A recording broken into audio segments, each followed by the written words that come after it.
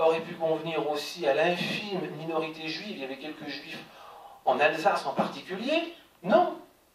L'être suprême, il y a une véritable volonté de rupture. Hein, dans un pays où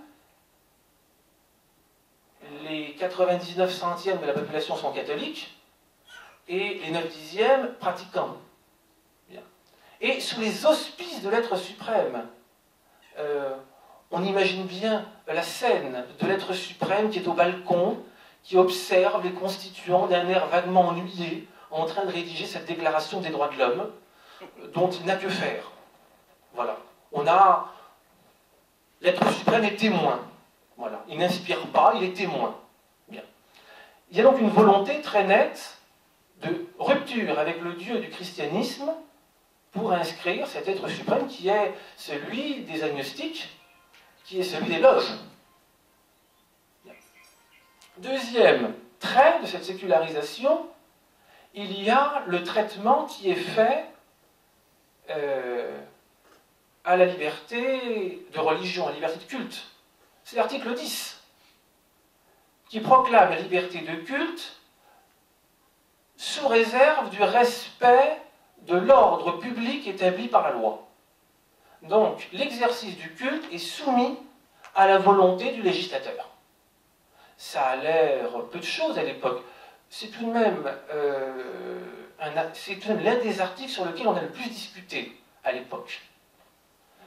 Ça a l'air peu de choses, mais l'ordre public établi par la loi, bientôt, cet ordre public prévoira que les prêtres qui n'auront pas prêté un certain serment ne pourront pas exercer leur ministère et qu'il sera interdit d'assister et de recevoir leurs sacrements, de recevoir les sacrements de leurs mains, alors même que ce sont les seuls reconnus par Rome. Ça va aller jusque-là, l'ordre public établi par la loi.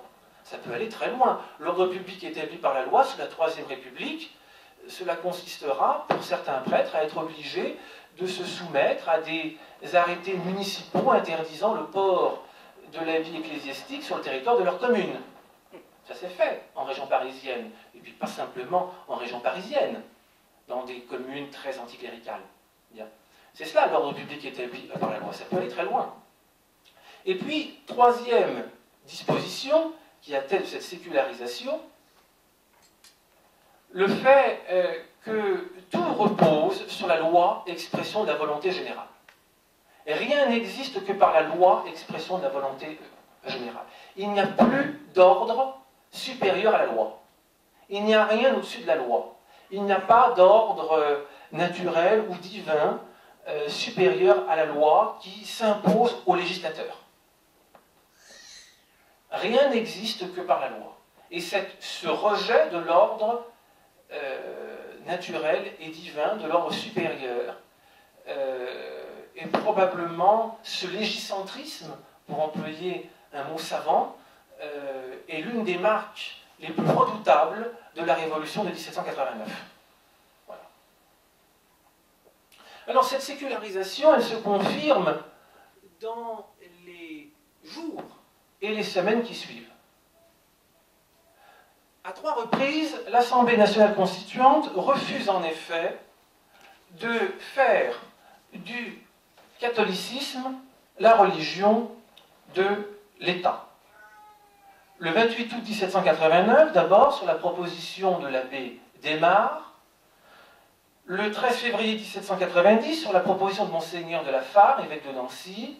Et enfin, les 12 et 13 avril 1790, sur la proposition de Don Gerle, qui est un bénédictin, reprise le lendemain par le chevalier de Casales et le fameux Mirabeau Tonneau.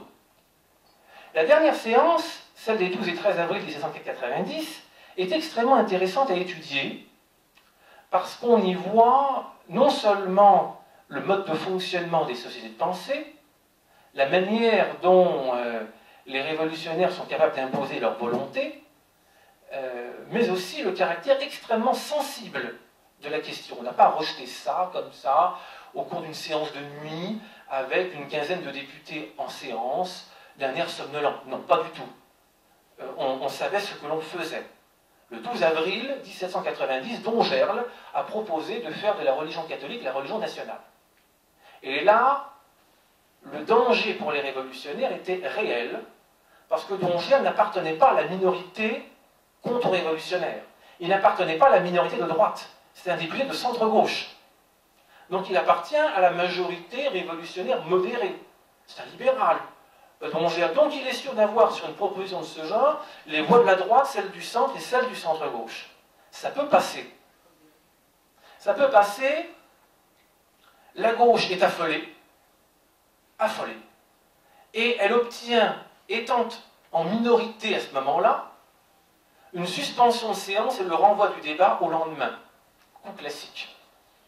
Quand on est en minorité, il faut toujours obtenir le renvoi au lendemain. C'est un vieux truc d'assemblée parlementaire. Bien. Le soir même, on distribue les rôles. On convoque les militants qui, le lendemain, vont peupler les tribunes et vont faire le plus de bruit possible. Vont avoir pour consigne d'applaudir les bons et de couvrir la voix des mauvais. Bien. Pendant la nuit aussi, on prend Dongea entre quatre yeux. Qu'est-ce qui t'a pris?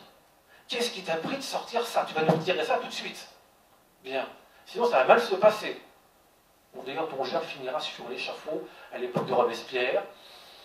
Est-ce la lointaine conséquence de la bêtise qu'il avait commise le 12 avril 90? On n'en sait rien. Toujours est-il que Dongea retire sa proposition le lendemain. Elle est rattrapée au vol par deux députés de droite. Le chevalier de Casales, conseiller au Parlement de Toulouse, et le fameux Mirabeau Tonneau.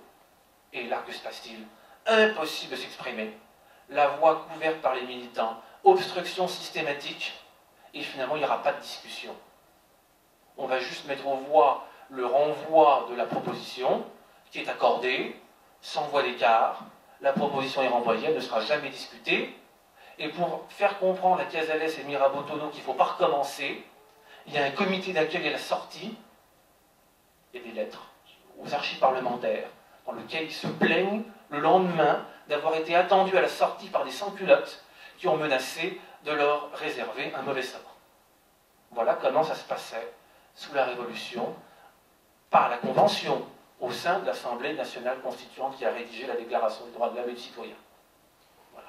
Donc dans une assemblée qui passe pour libérale, etc., etc. Voilà. Voilà comment les choses se passaient. Alors cette sécularisation, on la retrouve avec la volonté de démanteler le clergé en tant qu'ordre et en tant que puissance sociale. Ça va être la première étape après la rédaction de la Déclaration des droits de l'homme et du citoyen. Au mois d'octobre 1789, on propose de mettre les biens du clergé à la disposition de la nation. Évidemment, qui fait cette proposition? Je vous le donne en mille, un évêque. Vous ne pouvez pas en être autrement.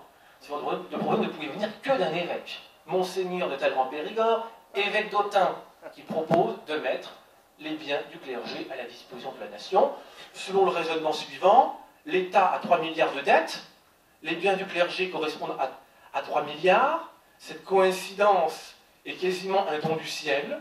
Il suffit donc de verser le patrimoine des uns dans le trou